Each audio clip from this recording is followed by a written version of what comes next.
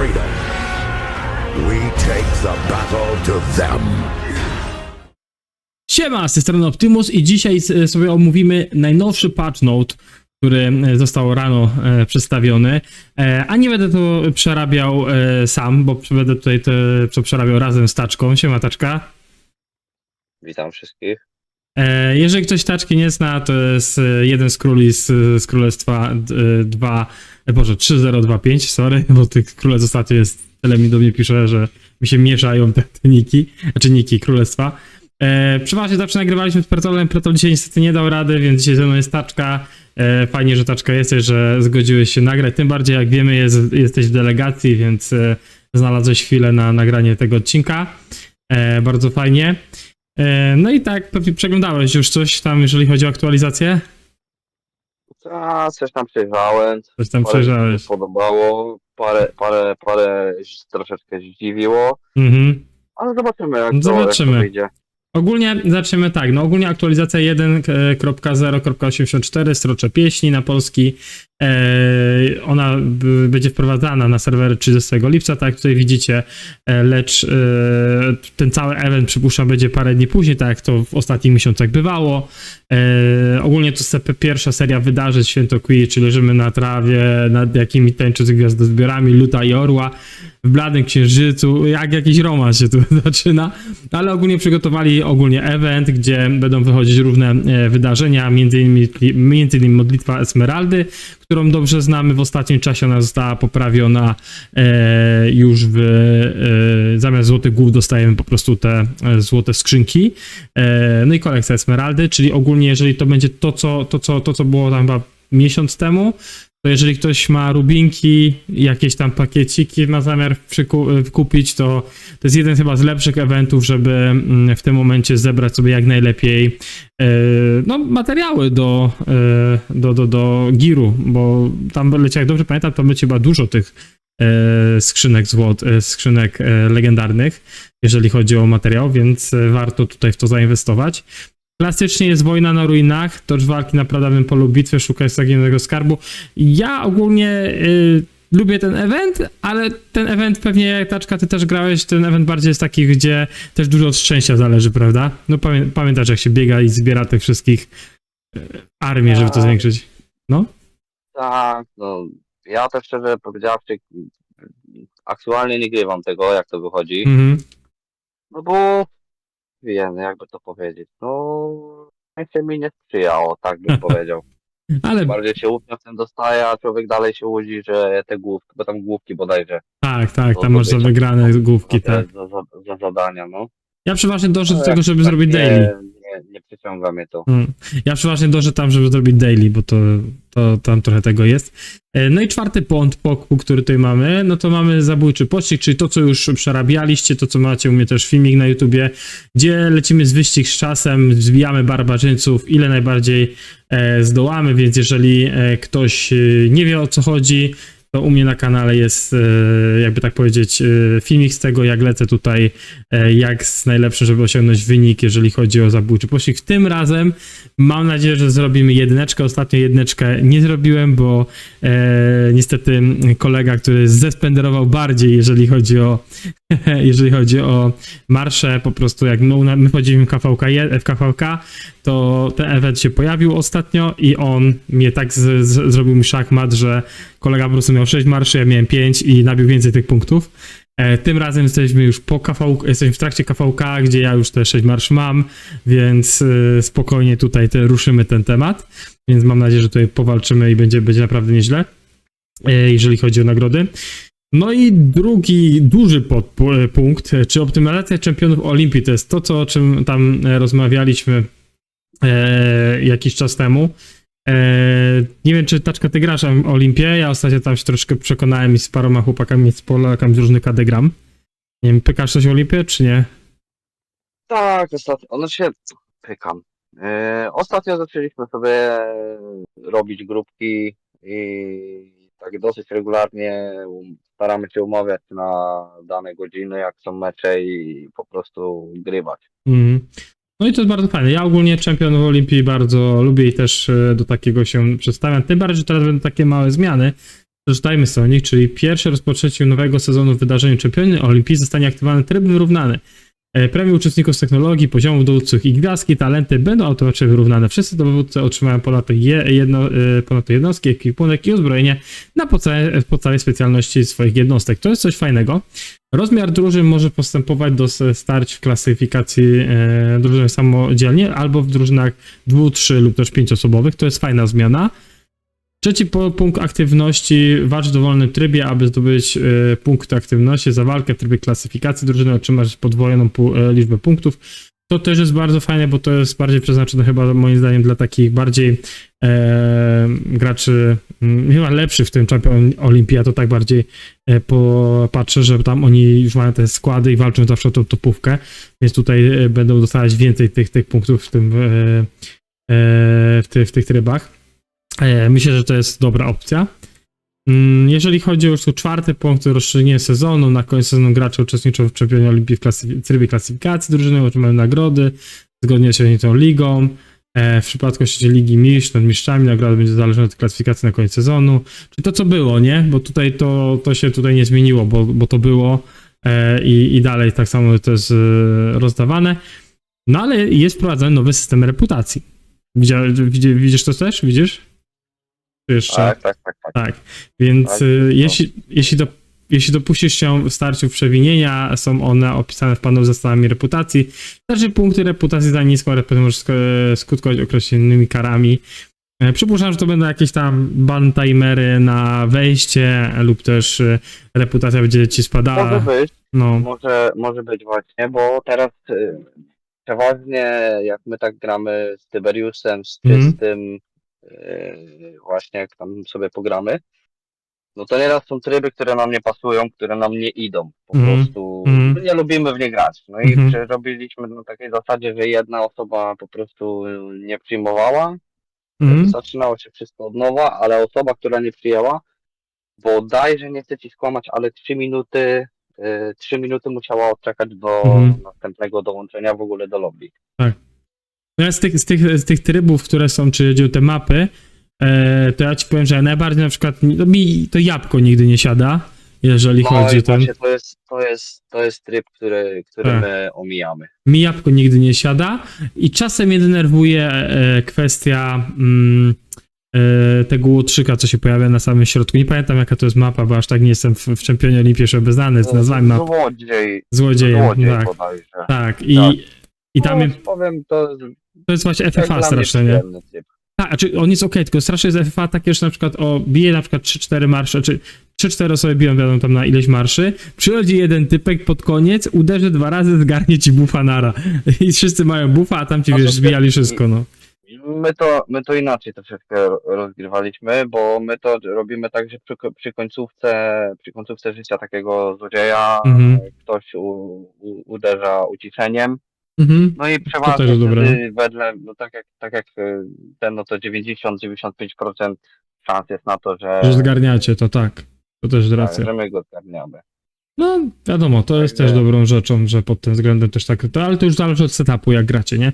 Jak masz dany setup, który jest właśnie przygotowany na parę tych okazji, no to myślę, że jest okej. Ale co wprowadzili w 6. punkt, czyli nowe instalowane poczekalnie. Teraz za kolejną to możesz stworzyć instalowaną poczekalnię w Czempionie Olimpii. Zapraszaj do niej graczy z dowolnych królestw, wybierz mapę, zacznij starcie wtedy, kiedy uznasz za stosowne. Założcie niestandardowej poczekalni, możesz zdecydować o włączeniu trybu wyrównanego. Poczekalni niestandardowe możesz też podzielić sobie miejsca widza, przydzielić miejsce widza, aby oglądać starcie. Kurde, za rubiny? No, to jest moim zdaniem... Nie bawiłbym się w to. Ja też nie. Szczerze powiedziawszy, wolę poczekać te 3 minuty, 5 minut na ponowne dołączenie, niż wydawać rubiny na to. Tak. No to jest takie... Prawda jest taka, że równie dobrze daną osobę, którą chcesz zaprosić do gry, robisz z taką osobą wspólny czat. No. Także na ten czat wysyłasz zaproszenie i każdy dołącza. Także wedle mnie to tak trochę nietrafne. No też dla mnie. Ja uważam, że znaczy to na pewno, że jacyś tam spenderzy, top graczy, że będą chcieli pograć sobie tam, są na różnych królestwach, są przyjaciółmi. Na przykład jak ja grałem z White'em na 3090, to też mi kiedyś pisał, że jak będzie kiedyś jakiś tam tryb, że będziemy mogli razem polatać i będzie tak przyjemnie, to będziemy się zgadywać, bo on też tam ma tam graczy z topówki, co siedzą w tym. No ale no też muszą to dla takich graczy, gdzie oni chcą, nie wiem, grać w swoim gronie, nie? I rozwalać te arki. Podejrzewam, że to Znaczy, champion. bardziej będzie chodziło. Tak, podejrzewam, że bardziej tu będzie chodziło o to, że przykładowo będzie piątka bardzo zgrana i Mhm. na przykład bardzo dobrze będzie im szło na jednej mapie Mhm. i przez takie właśnie coś oni będą cały czas jeden tryb tylko cały czas grać. Mhm. Bardziej mi się wydaje, że to w tym kierunku pójdzie. Jeżeli... Bo przykładowo, tak jak przed chwilą mówiliśmy, No. komuś na przykład podpasuje złodziej, komuś podpasują flagi, a nie podpasuje jabłko. Mhm. A komuś jabłko pasuje, a nie pasuje złodziej, czy tam przejmowanie flag, tak? Mi na przykład ten nowy się spodobał, nie? To z taczkami. Z tymi Tak. wagonami. Znaczy Tak, ja lubię grać, bo ja to umiem grać jeszcze tak za czasów, jak kiedy grałem w World of Warcraft, tam miałeś takie, gdzie grałeś PvP i oni mi się zdaje, że oni to zerżnęli trochę z WoWa, bo na WoWie to były właśnie te taczki wprowadzane PvP, gdzie ludzie właśnie zdobywali punkty jak będąc w tym, nie? Nabijali, odprowadzali też do, powiedzmy, do takiej kopalni, przechowywalni. To na WoWie jest dość popularne akurat, to KV-ka. No i też jest właśnie kombinacja, wiesz, z tym przestawieniem znaczników, żeby on to wydłużyć na przykład trasę, nie?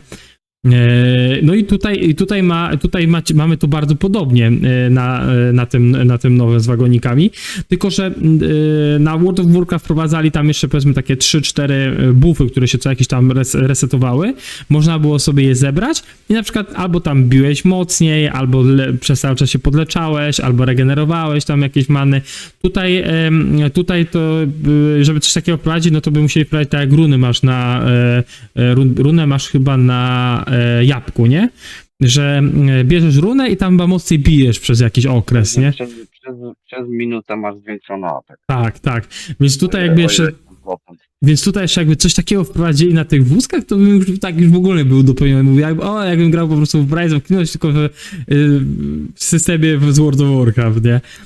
Ale fajnie, ja ogólnie to bardzo polubiłem, po prostu, że mi się miło w to granie, jeżeli chodzi o to. No i tutaj w kolejną opcję, do której przejdziemy, bo myślę, że czempionów to już sobie przelecieliśmy tak już dość konkretnie z tymi wszystkimi udogodnieniami.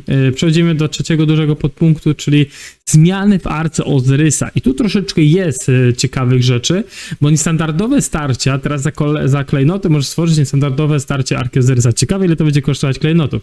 Zapraszaj do niej graczy z dowolnych królestw, nie? Podejrzewam, że to będzie kosztowało dużo. No przypuszczam, że 20k gdzieś, nie? 20k może być. 20, ale tam od 2 do 5 tysięcy. Chyba, że tak. Mam pytanie o ilości, nie? No tak, to jest też tak. No, zależy tak jeszcze jak będzie to zrobione, czy będzie jakiś próg przykładowo siły albo próg KP, jak stworzysz taką drużynę. No, dla mnie osobiście fajna sprawa, ale no wszystko zależne od tego właśnie ile to będzie kosztować. No tutaj masz administratorzy standardowo poczekalni mogą zdecydować o włączeniu trybu wyrównanego. W trybie wyrównanym wszyscy zawodnicy będą mogli wybierać pośród puli jednakowość silnych dowódców zapewniony przez system. Przed rozpoczęciem starcia możliwe będzie podzielenie dowódców talentów. Ogólnie to jest fajna opcja, tylko teraz pytanie, jak to będzie, wiesz, czy na przykład, mamy tydzień Arki Ozyrysa i czym będziemy mogli to wykorzystać wtedy, kiedy jest Arka Ozyrysa i nie wiem, i po prostu gramy, tam zapisujemy się ekipą, powiedzmy, z różnych królestw, wchodzimy w daną arkę i walczymy na jakieś tam, powiedzmy, podobne takie zestawienie i dostajemy te same nagrody i wtedy mamy, wiadomo, powiedzmy, taki ala debuff na to, że już nie możemy zagrać na przykład ze swoim sojuszem, czy to po prostu będzie coś takiego jak wersja na przykład treningowa, że zapisujemy się, inni się zapisują, dobiera nas i możemy to zagrać sobie w każdym momencie, nie tylko na przykład w weekend, tak? Ciekawe, jak to będzie rozwiązane, bo tutaj nie ma tego tak opisane, tylko że to jest niestandardowe starcie to będzie, więc mi się zdaje, że to pójdzie w tą drugą opcję, nie? Że Znaczy tak. się, ja tak jak sobie to czytałem, to mi do głowy przyszła jedna myśl. Arkę normalną, taką, którą masz na królestwie, to grasz ze swoim sojuszem, Mhm. masz raz na 2 tygodnie. Co 2 tygodnie No. masz arkę. Mhm. I mi taki pomysł, znaczy się taka myśl mi naszła, Mhm. że to może być czasami zrobione tak, że jeden weekend będziesz miał normalną, a drugi Mhm. weekend będziesz miał właśnie taką. Czyli tak jakby miałeś Arkę Pioniera, że w pewnym momencie jak grałeś Arkę Pioniera, jak się złapałeś do tych tam 2000 zapisanej, czy tam do 500, wiesz jak to było, to mogłeś grać na przykład 3-4 Arki pod rząd, nie? Bo było tak, że jak kiedyś zapisałeś się do Arki Pioniera, plus miałeś Arkę Pioniera powiedzmy w jeden weekend, za tydzień miałeś tą swoją i znowu miałeś Pioniera i grałeś proszę 4 weekendy pod rząd Arki Ozyrysa i za to zdobywałeś nagrody tu i tu, nie? Bo tak było parę razy. Powiem szczerze, że jeżeli byłaby taka opcja, no, że tydzień po tygodniu można by było grać taką markę, Mhm. ja bym był za. Mhm. Jeżeli to by też miało dawać normalnie główki, wszystko tak jak normalnie daje, no to jestem jak najbardziej za, żeby tydzień w tydzień taką markę sobie rozegrać.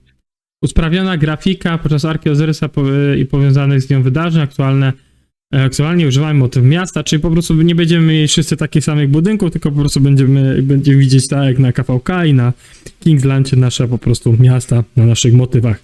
Fajna rzecz, taka miła odmiana, że trochę to będzie inaczej wyglądało. Trzeci podpunkt, optymalizacja przydzielanych ról. Teraz będzie można przydzielać zawodnikom na starciach treningowych i standardowych. No to fajnie, czy to co tam można na normalnej arce jakby rozpocząć, to na treningach i niestandardowych też będzie można. Czyli tu już pokazuje, że to jest traktowane jako oddzielny tryb jeszcze dodatkowo, czyli no właśnie może być tak jak właśnie mówiłeś. Ciekawe, zobaczymy jak to Lilith rozwiąże, bo tutaj nie mamy jakichś konkretnych jakby tak powiedzieć informacji. Więc no, arce chyba wszystko powiedzieliśmy, jeżeli chodzi o to, co oni dali w aktualizacji. Czekamy po prostu, jak to będzie wyglądało z rubinami, jak będzie kosztował ten zapis, jak będziemy mogli grać te standardowe starcia, bo to też jest dość ważne. Czwarty duży podpunkt to jest optymalizacja sezonu podbojów. To jest coś, co już na przykład ja nagrywałem jakiś czas temu, ale oni to teraz jakby wprowadzają, więc to można powiedzieć, że w sumie przelecimy dość szybko, bo ja już o tym odcinek nagrywałem, jeżeli chodzi o spotkanie tam chyba deweloperów, które było. Oni tam dawali właśnie informacje, macie o tym odcinek też u mnie na YouTubie jakiś czas temu, chyba 3-4 dni temu wychodziło to, gdzie rozmawialiśmy sobie o tej optymalizacji sezonu. Głównie tu się tyczy tych świadectw autarchy, że będzie ten ranking autarchy, gracze, którzy nie zostaną mianowani autarchami, ale zajmą miejsca w pierwszej dziesiątce jednego z tych rankingów, automatycznie otrzymają jedno świadectwo, czyli te rankingi, to co tam, nie wiem czy słyszałeś o tym, Taczka, mogłeś o tym nie słyszeć, bo ja jakiś czas temu wyszło, że po prostu tam będziesz miał, wiesz, to jeżeli chodzi o zabicia, dedy, uleczenia, no i ludzie, którzy tam będą w tych najwyżej, no to też będą mogli być, jakby tak powiedzieć, w tych specjalnych nagrodach.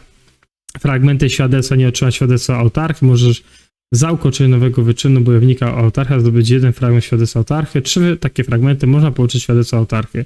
Okej. Czyli to jest w sumie to, co już tam jest. Tak, to jest wszystko to, co już też nagrywałem ostatnio, czyli też rozbijają, że będzie więcej tych autarch, w zależności od tego, ile obozów. Ogólnie tu wygląda na to, że oni po prostu zwiększyli te legendarne świadectwa autarchy, że będziemy mogli po prostu więcej tego zdobywać niż było przedtem. Fajna opcja, że oni coś tutaj zmieniają. Trochę gdzieś tam jakby tak tych zwykłych świadectw zmniejszają, ale więcej będzie można zdobyć tych legendarnych świadectw autarchy. To jest fajna opcja. Moim zdaniem to coś fajnego. Pytanie, czy na przykład jak ja jestem teraz na KVK, czy oni to już nam wprowadzą teraz i będziemy mieli to już na Heroic, teraz na tym Heroic Antywersji Pionier, i będziemy mogli z tego skorzystać, bo aktualizacja wejdzie w lipcu, więc jak my będziemy kończyć KVK, no to formalnie to powinno być, bo wy jak teraz jest... Wydaje mi się, że chyba u was to nie zadziała. Że jeszcze nie włączą, no. Tak, z tego względu, że wy po prostu rejestrując się na wasze KVK, To tego nie było, o to ci chodzi. to tego nie było i mieliście wyznaczone już ile będzie świadectw takich, wiesz. No to Wydaje mi się, że raczej czegoś takiego nie zrobią, żeby teraz mieli to nagle zmieniać. No to w tym momencie... Wydaje mi się, że to To w tym momencie, jak, jak wy się teraz zapisaliście i jesteście już na KVK, to też tego nie powinniście ominąć. No. To, czyli Tak, to to będzie też od powinno kolejnego nas to zapisu. ominąć. Albo tych, co się teraz będą zapisywać. Mhm. Tak bynajmniej ja to No, rozumuję. zobaczymy. To jeżeli już, tym bardziej, że aktualizacja jest A, dobra, już tu mamy niżej. na 30.07, nie? Tak, tu mamy niżej już opisane, że wspomniane zmiany będą miały zastosowanie wyłącznie w tych zaginionych królestwach, które rozpoczną się po północy 0.8 sierpnia, czyli od 7 sierpnia będzie to zaktualizowane. Czyli te królestwa, wspomniane zmiany będą miały zastosowanie wyłącznie w tych zaginionych królestwach, które rozpoczną się po północy, czyli po 7, jak wejdziecie w zaginione królestwo, tak wam ogólnie dobierze, to pre-KVK przejdzie i wejdziecie po 7 sierpnia, to wtedy wy będziecie uczestniczyć w tych nowych opcjach, jeżeli chodzi o rozdawanie tych nowych autarch, więc od 7 sierpnia to wchodzi.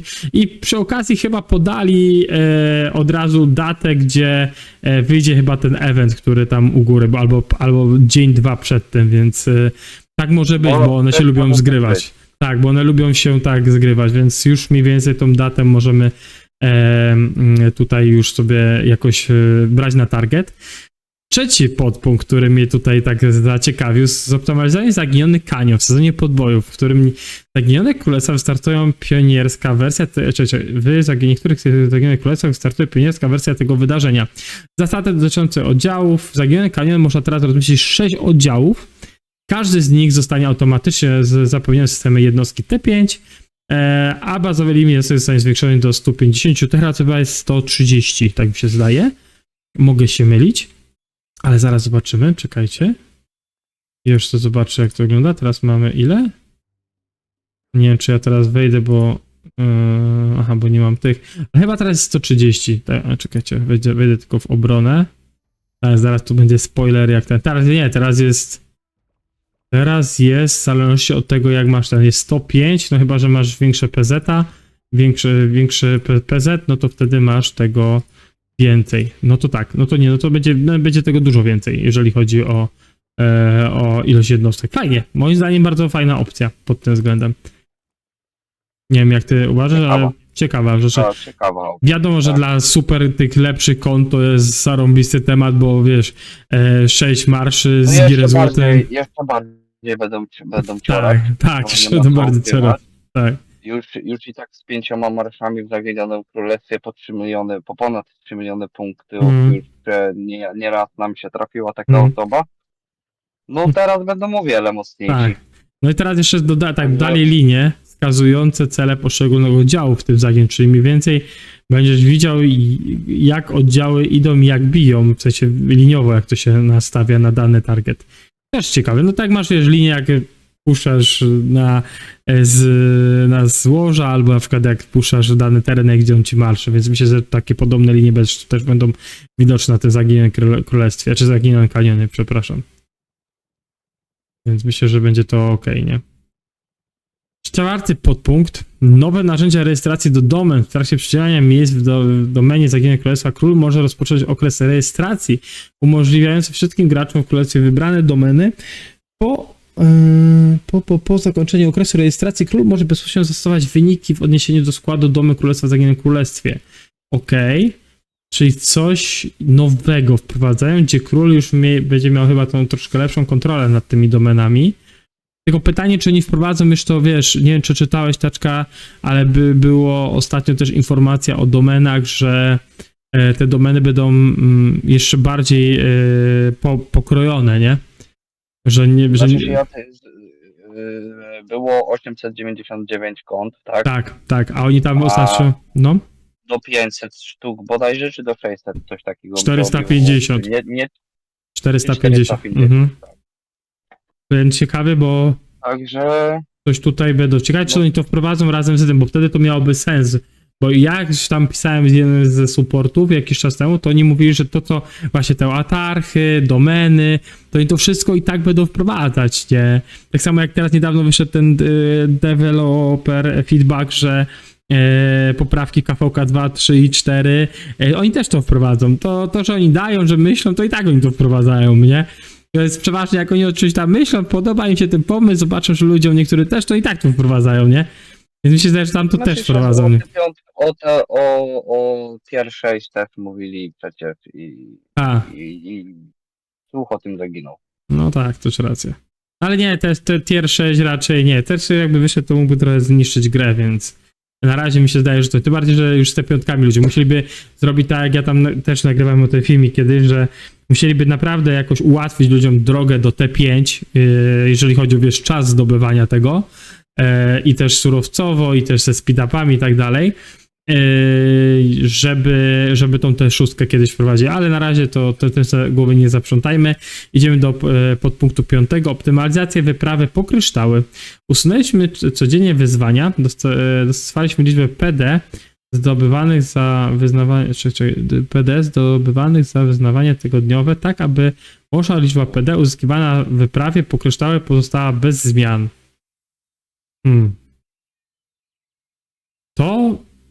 Czekaj, optymalizacja wyprawy po kryształy. PD. Aha, chodzi... Ale kopalni, tak? Jeżeli Coś cię trochę lekko tnie. Teraz cię przycięło trochę taczka. To może chodzi o PD, punkty dowodu. To może chodzi o to, co przy bastionach, nie? Te liczby płytów zdobyłem do wyzwań tygodniowych, tak by liczba PD używanej w wyprawie po kształcie pozostała bez zmian. Kurde, tego to tak... Nie kumam do końca, nie? Jeżeli widzowie macie tutaj jakiś pomysł do tego podpunktu, to dajcie znać w komentarzu lub też napiszcie pod tym filmem, bo tu mnie ciekawi, co to będzie dokładnie, bo tak nie do końca tego rozumiem. A ty, Taczka?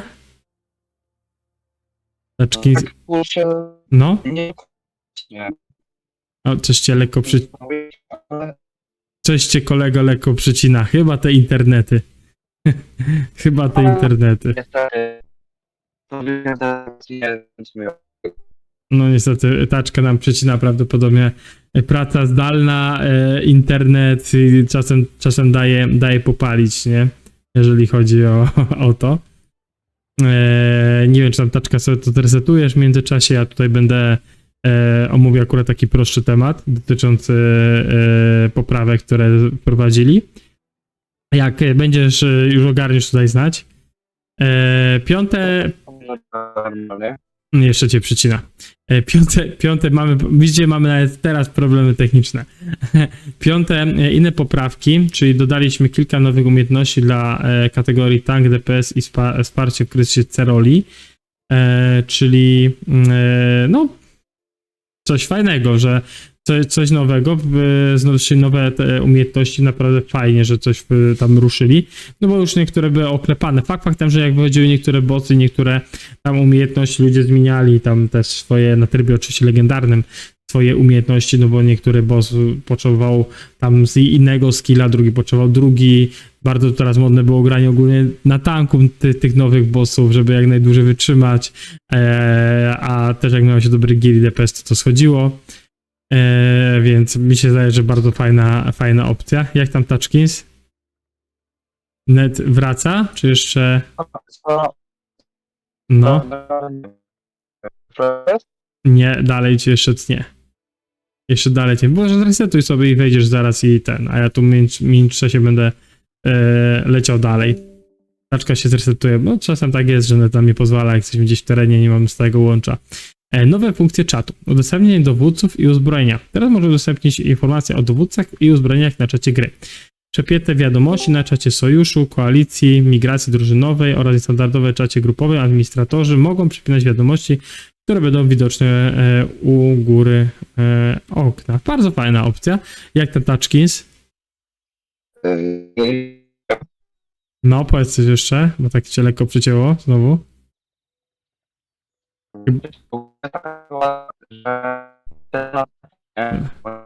Oj. Nie, Taczka, niestety cię tnie. Dalej cię bardzo tnie. Może po prostu tam coś jest z netem w tym. Może ci jakoś LTE albo 3G słabo chodzi.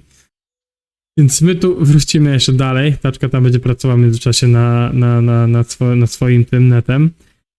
Udostępnienie dowódców to jest bardzo fajna opcja, czyli będzie było łatwo pokazać ludziom, jak ty grasz i jak się na przykład pytają, jak byś ty zrobił, jakieś byś gier zrobił, to fajnie, bo to urozmaici nam grę. Pytanie, czy to nie zawali czatu i ten czat nie wróci do takiego stanu, jak był kiedyś, że tak chodzi bardzo ciężko.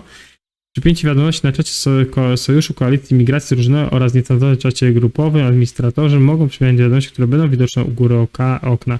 To, co wam już przeczytałem, ale zaznaczam to z tego względu, że będzie to można oznaczyć wszędzie, jak i na czacie Sojuszu, Koalicji, Migracji Drużynowej, więc to jest fajna opcja. Na kanał czatu obozowego pojawi się po aktualizacji, jeszcze raz, nowy kanał czatu obozowego pojawi się po aktualizacji w niektórych opowieściach w stronę podboju. Aha, okej, czyli to pewnie to wszystko będzie na nowych zapisach na KVK, jak wszyscy będą się zapisywać. Optymalizacja oznaczeń sojuszu. Po udostępnieniu oznaczenia sojuszów na czacie będzie można przejść do udostępniania lokalizacji bezpośrednio z poziomu czatu. O, to też bardzo fajna opcja. I trzeci podpunkt to jest zoptymalizowanie efekt mierzący uderzenia dla poziomu kultowego 5 legendarnych hełmów. Fajne, teraz będzie on wpływał na obrażenia odrobnięcia. Oho, czy witamy Smite Damage. No to widać, że już pracują pod nowych dowódców. Więc fajna kolejna rzecz, którą tutaj zmieniają. Bo wiecie, pod Smite. Zwiększyliśmy poziom bezpieczeństwa konta. Gracze, którzy zostawili hasło pomocnicze, będą musieli wpisać je podczas uwiecznienia nowej metody logowania. O, to jest coś też ciekawe. Pytanie, czy jakby tak powiedzieć, szarowanie kont będzie trudniejsze w tym wypadku. I piąty podpunkt. Jak tam, taczka? Niestety cię stary dalej nie przeskoczymy tego. nie przeskoczymy tego, choćbym chciał. W tym momencie. W piątym podpunkcie w drugim etapie wydarzenia Dawna Chwała będzie można masowo odbierać skrzynie z nagrodami.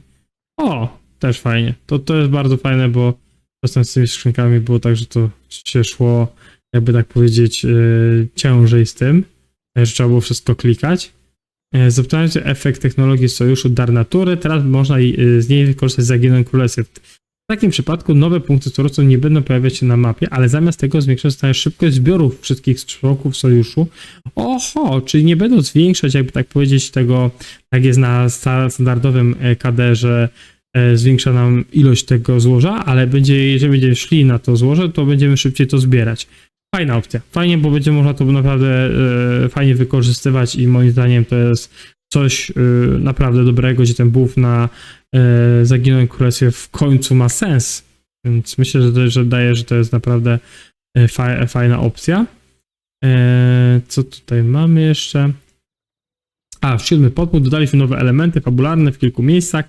Pragnę wiedzieć, co myślisz o naszej aktualizacji. Zarządcy, które wypełniają kwestionariusz przed aktualizacją, chciał kupić do jej zakończenia, czy mają prezenty. No tak, wypełnimy tutaj ankietę, dostajecie tam pewnie dostaniecie 200-300 rubinów, tak chyba przeważnie gdzieś to bywa, więc jeżeli ktoś ma okazję to zrobić, to róbcie to, bo zawsze te rubinki za samą ankietę wypełnienie zawsze coś nam dają. Nie wiem, czy Taczka już wrócił. Taczki? Wróciłeś? Staram się to naprawić. O, i teraz jest super. Mów teraz. Nie do końca usłyszałem, pan mówił, bo musiałem poważnie internet niestety. Mhm. No ja... No mnie właśnie zadziwiła ta opcja tego zbioru na Taczki znowu cię przycięło. Było fajnie i nagle cię zaczęło przecinać, jak zacząłeś mówić. No i tutaj chciałbym, bo ja już Taczka cały przeleciałem w tym momencie, ale ja mogę wam powiedzieć to, co mi Taczka wcześniej mówił, że właśnie Dar Natury bardzo mu się też podobała opcja, bo rozmawialiśmy troszkę wcześniej, zanim zaczęliśmy nagrywać wam, że Dar Natury też bardzo dla niego jest dobrą opcją w Zaginionym Królestwie. I też propsuje, jakby tak powiedzieć, ten pomysł, więc kolejny plus. I jeżeli chodzi o całą aktualizację, mi się zdaje, że jest dużo ciekawych rzeczy i dużo plusów. To jest kolejna bardzo duża aktualizacja, która wprowadza dużo ciekawych zmian. Czy wszystkie będą takie dobre? Zobaczymy, bo z tymi aktualizacjami jest różnie.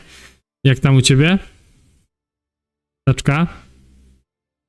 Tak średnio na No i dalej u taczki jest niestety ciężko, więc no nic taczki, będziemy musieli tutaj kończyć, bo mam tutaj już te wszystkie podpunkty przeleciane. Szkoda, że tam pod koniec się trochę nam ten net wykrzaczył u ciebie, bo fajnie byś tutaj też mógł parę rzeczy podorzucać od siebie. No ale niestety, jak słyszycie, czasem praca zdalna nie pozwala na dobre korzystanie z internetu. Może następnym razem się uda. O, teraz było bardzo fajnie.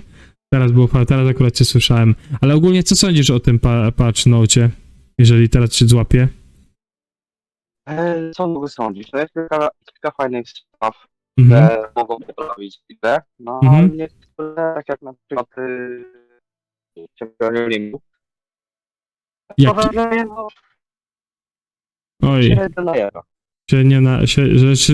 że niektóre, że spoko, ale niektóre się nie najeżdża. A które to był tak średnio najeżdża, mówisz? Że które ci tak podchodzą średnio najeżdża? Znaczy się ta Olimpia, tak? A, Olimpia, okej. Dla mnie to tak, no nie do końca jest takie Mhm. fajne to będzie dla tych ludzi, co mówię, będą chcieli tłuc Mhm. jeden tryb cały czas, zgrana piątka, Mhm. dla nich będzie fajny, dla nich to będzie fajny tryb, ale Mhm. dla reszty szkoda, dla mnie szkoda Mhm. wydawania gem. No rozumiem, tak, jeżeli kwestia tych gemów, to co oni tam promują, że chodzi o Arkę i to uważam, że to jest jakieś, no może być dobre, może nie, no pytanie jak to będzie nagrodami rozwiązywane, albo nie będzie rozwiązywane, ale No i ogólnie, jak często ta Arka będzie możliwa do grania też. no to też nie jeżeli mamy była informacji. opcja tydzień po tygodniu zagrać sobie taką markę normalną i tą niestandardową, ja jestem jak najbardziej za. No, mam nadzieję, że to będzie wyglądało naprawdę nieźle, więc no, ogólnie dla mnie cały ten patch, no to jest kolejny, chyba trzeci albo czwarty podrząd patch, no, który naprawdę fajny daje nam informacje i fajne rzeczy tu wprowadzają. Nie wiem, czy słyszałeś, jak mówiłem o tym, że efekt miażdżącego uderzenia dla poziomu kultowego, czyli jak piąty wybijasz kult na hełmie, będzie też wpływał na obrażenia odrobnięcia, czyli do smite damage, nie? Więc też już widać, że też idą w ten smite damage pod względem giru, nie? Przy headzie akurat. Tak, właśnie aktualnie czytam No. sobie. Tak, zgadza się. No, więc to też jest ciekawe. No i tam to, co tam jak ci przerwało wcześniej, no to kwestia tej cerolki, no to też nowe umiejętności, też fajna sprawa. Zobaczymy, jak to będzie wyglądało, bo ten system, ten ich nowy dobierania jest różny. Jest tragiczny. Ty uważasz, tragiczny. No Tak, ja ogólnie jest, trafiam prawda. tak, że no.